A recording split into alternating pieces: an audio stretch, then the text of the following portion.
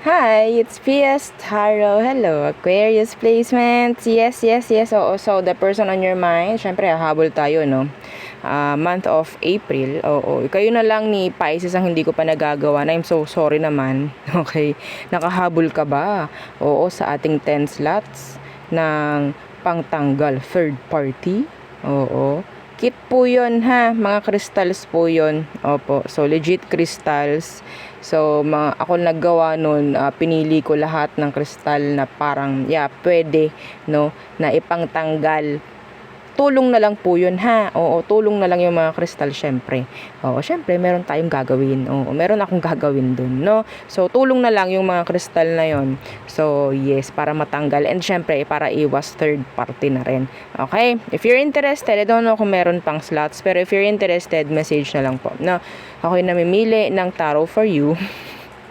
Yes. Kasi, oo, minsan ko na lang din magamit yung iba.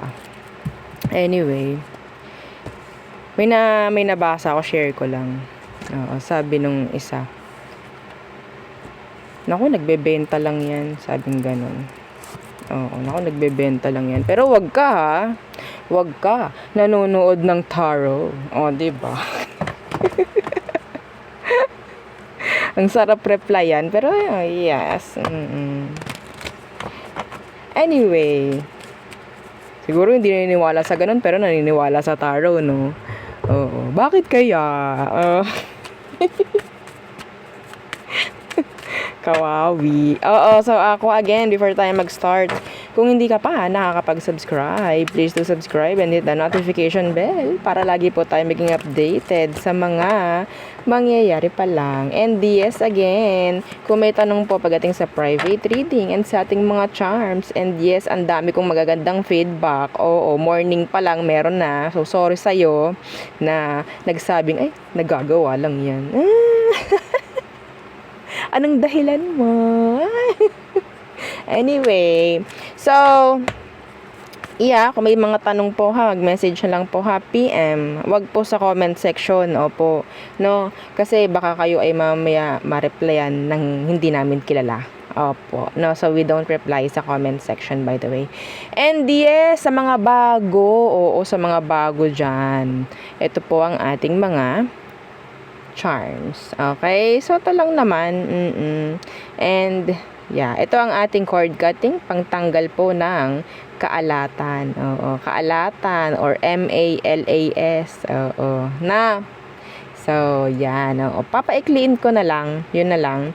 So, next is yung ating 2-in-1 Love and Money Bracelet. So, siya naman na magpo-provide sa'yo ng magandahan pagdating po sa kaperahan, no? And sa connection. Syempre, kasama na doon ang love. No? Opo, meron siyang citrine stone. Okay, ang citrine po is a crystal po ha. Raw citrine stone ang nakalagay po dito. So, ano bang meron sa kanya? Properties. Money magnet po ang citrine. Yes. Okay? Yes, yes, yo. Hindi ka isi-zero nito.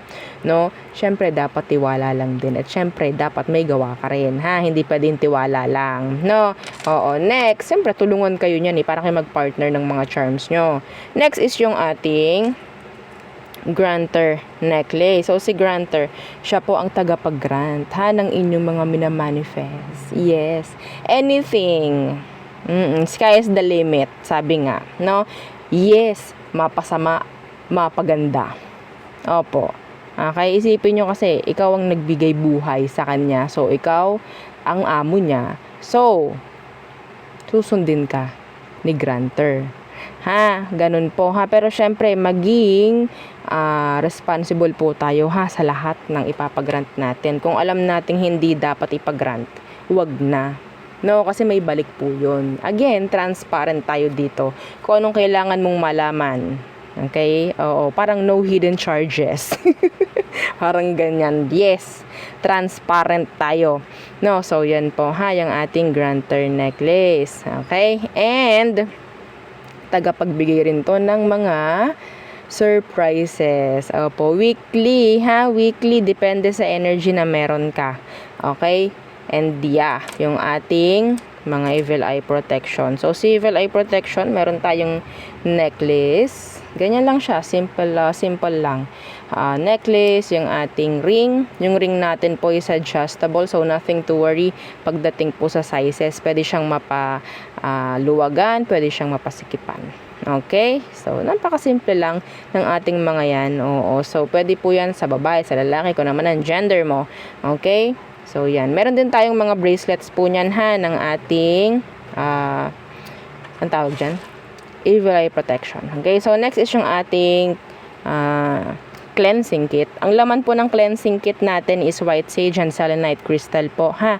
So, yes. Oh, may tulong kasi ang mga crystal. Hindi yan mawawala. No? So, ang ating selenite, ang ating pang-recharge ng mga charms. Oo, para yung charger ng ating mga charms, no? So, ito siya. Actually, ang dami ko niyan dito.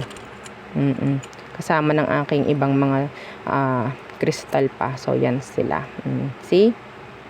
Raw selenite crystal. Ganito po ang matatanggap ninyo, ha? Ganyan. No? Kasama po ng inyong white sage. Okay? So, ano bang meron dito? Again, tagapag-recharge ng inyong mga charms. Okay? Tabi nyo lang na ganyan. Wala namang masyadong gagawin. May langgam. Oh, so, yan po, ha? Ganun lang. Walang oras, walang araw, kung kailan mo gustuhin. Okay? Hindi tulad ng sa full moon. 'Di ba? Hihintayin pa natin ang full moon. Diyos ko po. Ang hirap naman, ang tagal, 'di ba? Charge na tayo. No, papayag ka ba ng ganun? Parang cellphone mo. Parang wala kang mapag-charge dyan kapag kailangan mo na. 'Di ba? Ganun yung feeling pagdating sa akin. Oo. So, and hindi lang pang charm itong ating selenite, ha? Pwede rin po yan sa inyo. Kapag nakakaramdam ka ng parang nadidrain ka, stress ka, hawakan mo lang siya. Nagre-release po yan ng stress. Oo. Inire-release niya yung stress galing sa'yo.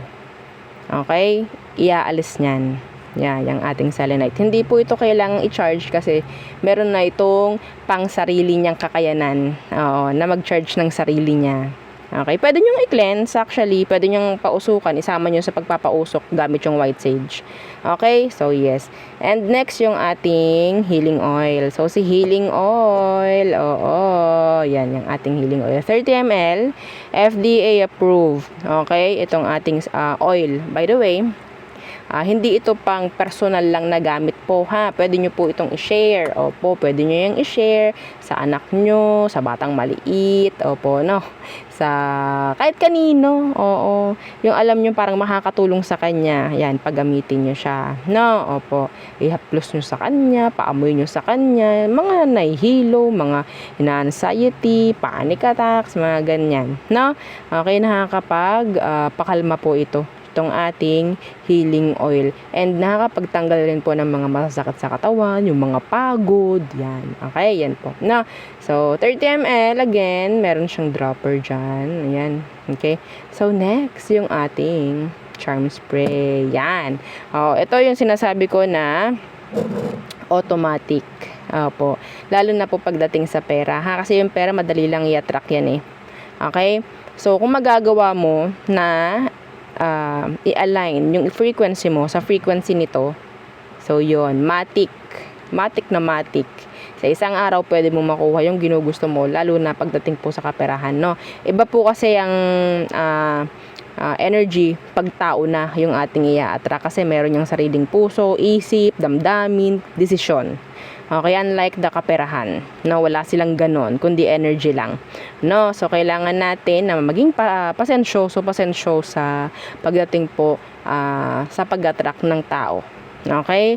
Kung ikaw hindi ka magiging consistent at ikaw itong parang magiging needy, ay nako, pinabababa mo ang frequency mo, lalo kang tawag dito, maghihintay. Yes, lalo kang matatagalan.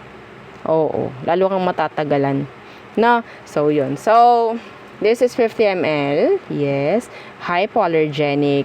Oo. Kahapon na naman, meron na namang nagsabi na, Madam, amoy ano nga talaga, Victoria's Secret. Oo, parang ganyan. Oo. Nalimutan ko yung sinabi niyang word, love and spell ata. Oo, yun. Oo. Oh, see, 'di ba? Hindi ko alam 'yun pero nagtugma no sa name nung Love and Spell ata or Spell and Love, mga ganun no sa ating Victoria's Secret. Unisex po. Unisex yung amoy niya. Okay? So again, hypoallergenic, nothing to worry kung ikaw ay may sensitive skin. Oo. So Aqua, let's start the reading. The person on your mind. The person on Aquarius mind. Who is this? Check natin. Ngayong April lang naman. Okay. So again, kung may tanong po mag-message lang po. No, wag po sa comment section. And yung iba dyan na interesado na maging parte ng subscribers read. Okay, napapansin nyo ba na meron tayong subscribers read? At binabanggit ko dun is mga subscriber lang, o 'di ba? Kailangan nyo po na mag-subscribe po no sa ating FB page. Legit FB page yung meron pong check sa tabi. Okay, merong blue badge. Opo. Okay, dun yung malalaman kung legit yung page na napuntahan nyo. Okay? So, let's see.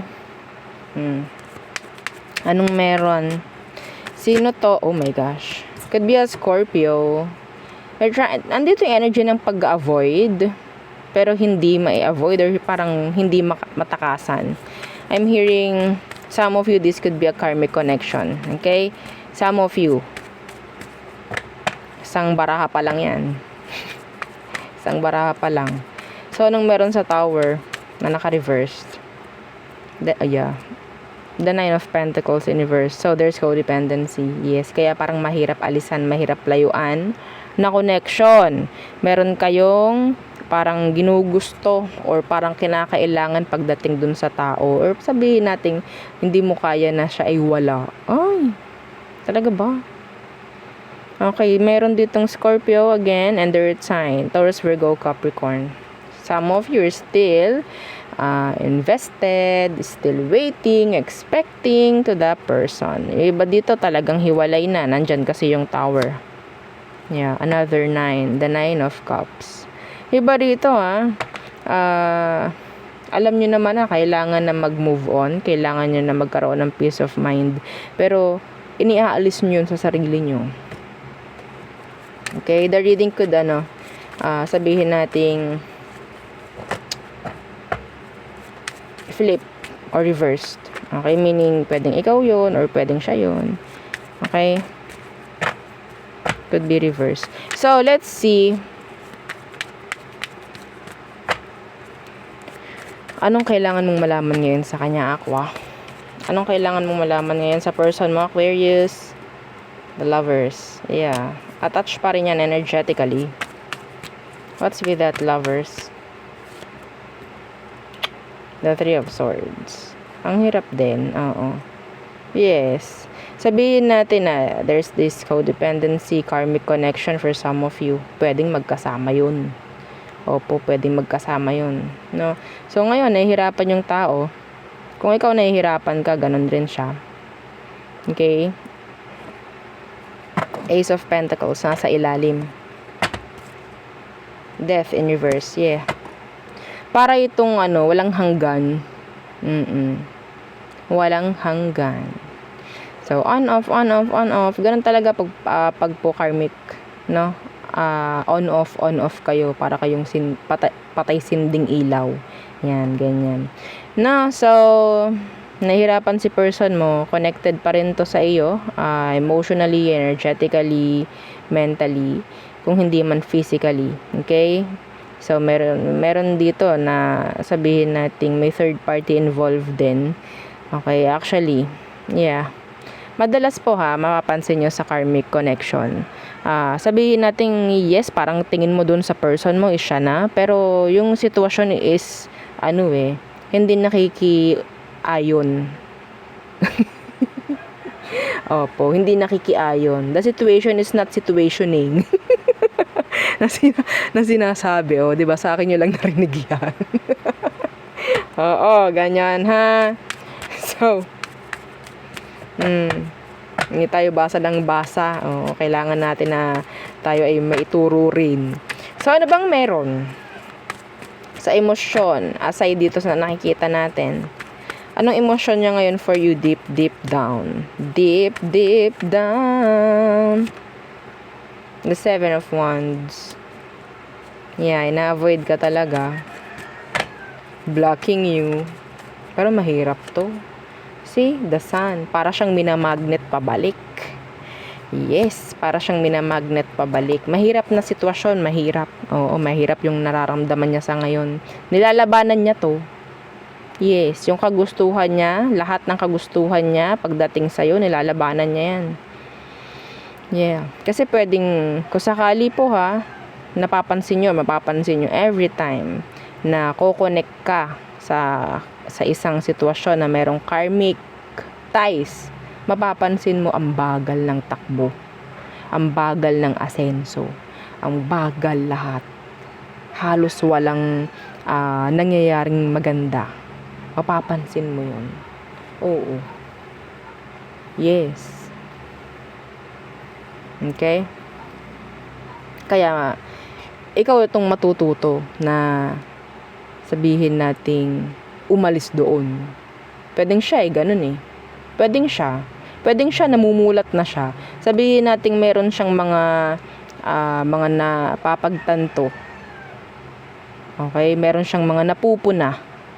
Like every time, pag kayo, hindi okay yung connection or hindi okay yung sitwasyon niya. Pero, yes, sabihin natin kapag magkahiwalay kayo, okay yung pera niya, okay siya. No? Pero, yung emosyon, hindi. So, practicality na lang din. Oo, practicality na lang din. Ang hirap ng karmic talaga. Mahirap yan. Isa sa pinakamahirap na connection ng karmic ties. Ang may karmic ties. No? Mahirap alisan. Opo, mahirap layuan yung connection na yan. Sisiw lang, oo, kung kayo is nasa soulmate connection, twin flame, sisiw yan. Oo, pero pag karmic ang tumama sa inyo, naku po. Oo, mapapakamot ka sa di makati. Oo, tingnan natin anong meron pagdating sa next action niya. Anong next action nito pagdating sa'yo? Yeah. Ito yung naisip ko kanina, si 10 of Wands, dito kay 7 of Wands. So, ngayon siya dumating. He or she is dropping you. Surrendering. Pwedeng sinusurrender ka nito kay universe. Nilet go ka nito, binitawan ka. Tama. Dapat naman kasi ganun. Okay, dapat ganun na din ang ginagawa mo, Aqua, ha? Kasi yun ang makakatulong sa inyo kung sakali. Opo. Kung sa tingin ninyo, yung sitwasyon talaga ang pumipigil na sa pagsasama nyo, meaning, yun talaga ang dapat mangyari. Ang maghiwalay. Oo. Kasi kapag lalabanan nyo yan, kayo lang din masasaktan eh. Opo, no? Para kayong nasugod sa giyera na ikaw lang. Tapos, ang dala mo, pat-pat. Opo. No, oo. So, ano yung meron dyan sa 10 of Wands na naka-reversed? Yeah, decision. Decision to. See? Decision ng tao na talagang i-drop to. Pwede kasing nakikita na niya eh. Or nararamdaman niya. Or napapagtanto niya na kailangan talaga itong iwasan even though masakit, mahirap.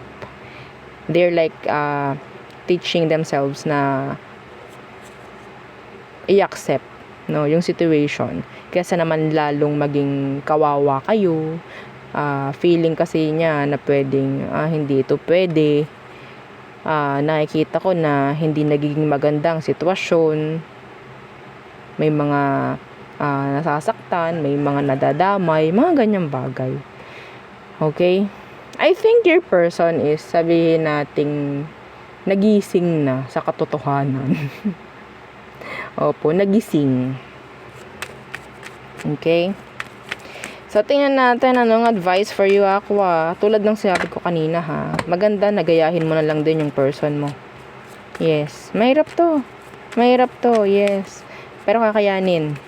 No? So, Aquarius, ano ang kailangan mong malaman? Advice. Yeah. Death in reverse. Diba bumabalik yung card? Death in reverse. So, meaning, ayun yung parang kagustuhan mo na bumalik pa rin, kagustuhan mo na kayo ay magkaayos muli, magkita man lang, mag-usap, ayan yun, death in reverse, meaning, balik, parang ganun. Yeah. Bitawan mo na the Four of Cups na naka-reverse. Kahit masakit, kahit mahirap, kahit magalit ka, kailangan. Yan. Ten of Swords in reverse. Kasi kung hindi, ikaw lang din maapektuhan nito. Maapektuhan yung mga pwede pang pumasok. Okay? Magkakaroon ka ng blockages. Opo, kung hindi mo tutulungan yung sarili mong makaalis sa sitwasyon na to. Even yes, sobrang hirap niyan. Karmic ties. Yeah, madalas ginagawan talaga ng cord cutting yan kapag hindi kaya. Nakaka-depress to. Yeah. Nakaka-stress. Kung mataba ka dati, mamamayat ka talaga. Real talk. Real talk. Opo. No? Makikita mo rin yan na yung stress mo magmamanifest sa skin mo, madadry yan, sa balat mo, magkakaroon ka ng mga maraming pimples. Basta, papangit ka talaga. Oo, maniwala ka sa akin. Okay? Yun. Gusto mo ba yun? Baka mamaya, 'di ba, sa hindi, 'di ba? Sabi nga, nakaka-attract tayo. Dahil sa physical, no? O baka mamaya alisin nyo pa yan sa sarili nyo, hindi na kayo maka-attract. Madam, kasi gusto ko siya. Wala tayong magagawa, ito nga tao mo umaalis na no, na-accept na lang niya kung anong fate nyo. Which is tama yung decision ng person mo. Okay, may third party doon. Nakikita ko yung iba sa inyo, may third party. So tayo tumungo na sa all signs for Aquarius placements. Good job. Oo. Para dun sa person mo. Gayahin mo na lang siya. Wala tayong magagawa dyan. Oo. Kung alam mo ang sitwasyon mo na hindi na dapat ilaban, wag mo nang ilaban. Mahirapan ka lang. Okay? So, all signs are true Pisces. Again, kung may mga tanong, message po ha sa akin tong FB page. PM. Direct message po ha. So, okay. Aries, so nandun yung energy ng hindi pa rin totally end. Okay?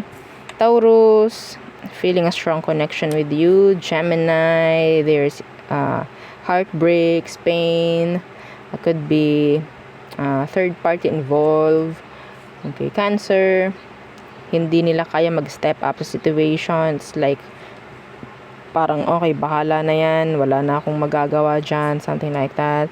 Leo, they're longing for you, craving, crying. Oo. They want to see you, they want to reunite. So, Virgo, okay, I'm hearing a third party connection with a Virgo. There's this side dish na masasabi. Okay, iba naman dito, may chance na parang there's imbalance, no, pagdating po sa energy ninyo. Pwedeng isa dito is yung nakokontrol, yung isa is nagpapakontrol. Okay, nangongontrol at nagpapakontrol. Okay, meron din energy na parang nawawalan na ng passion, or sabihin natin may na turn off. Ang dami ko sinabi kay Virgo, no? Oh. Libra, third party. Yeah, third party. Meron din ditong pwedeng ma-friendzone ng isang Libra. Or pwedeng feeling yan, friendzone mo siya. O yakwa ha. Oo, yan ka na naman. May mga nagsusumbong na naman, ha, Aqua? Pakamaldita mo. Madam, wala nga akong ginagawa. Yun nga. Oo, yun nga 'di ba? Pakatahimik ko na nga po Yun na nga. Wala na tayo. Aries, Taurus, Gemini, Cancer, Leo, Virgo, Libra. Scorpio, they can't do this. They can't. Yun na lang masasabi ko. They can't. Okay. Sagittarius, they're thinking of you heavily. Renting in their mind. Yeah, living in their mind rent-free. So, Capricorn, their back is turned. Ayaw nila ng toxic. Yes. So, Aquarius, they want release. They want answers. They want clarity. Some of you, they want closure. Pisces, they're mad. They are mad. Ego, pride. If they're avoiding you, they're mad. Yes. Anyway, so there, yun ang aking reading for you, Aquarius placements. Again, please don't forget to like, share, and subscribe, and follow our FB page. And use na po nating YouTube channel na nasa description box below. Yes, again, thank you. Goodbye.